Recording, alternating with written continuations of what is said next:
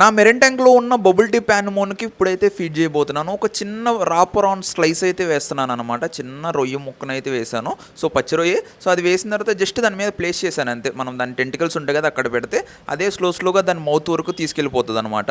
So మీరు ఇప్పుడు చూసినట్టయితే మన క్లౌన్ ఫిషెస్ కొంచెం దాన్ని డిస్టర్బ్ చేస్తున్నాయి. బట్ దాని పని దాన్ని అన్నట్టు మొత్తం అయితే దగ్గరికి అయితే క్లోజ్ చేసేసుకుంది అనమాట. సో నేనైతే ప్రాన్ స్లైస్ అనేది వీక్లీ వన్స్ అయితే ఫీడ్ చేస్తున్నాను. సో చాలామంది వచ్చేసరికి చాలా రకరకాల ఫుడ్స్ వాడతారు. But one of the best food వచ్చేసరికి ప్రాన్ స్లైస్, అలాగే మనం బేబీ బ్రెయిన్ షిమ్స్ కూడా ఫీడ్ చేయొచ్చు. సో మీరు ఇప్పుడు చూసినట్టయితే అక్కడ దాన్ని ఏదైతే మౌత్ ఉందో ఆ పీస్ మొత్తం మౌత్ లోపలికి తీసేసుకుంటుంది అనమాట. ఈ ప్రాసెస్ అంతా కంప్లీట్ అవ్వడానికి 30 minutes పట్టింది. నేను ఫాస్ట్ ఫార్వర్డ్ చేసి అయితే మీకు ఇలా పెట్టేశాను. లేకపోతే చాలా స్లో మూమెంట్ ఉంటుంది అనమాట, చాలా స్లోగా. ఇప్పుడు చూసినట్టయితే హాఫ్ పీస్ అయితే తినేసింది, ఇంకొక హాఫ్ పీస్ కూడా లోపలికి అయితే వెళ్ళిపోతుంది అనమాట. బట్ మన క్లౌన్ ఫిషెస్ అయితే ఓవర్గా హోస్ట్ చేసేసి బబుల్ టీ ప్యాన్మోన్ని కొంచెం స్ట్రెస్ ఎక్కువ చేసేస్తున్నాయి అనమాట.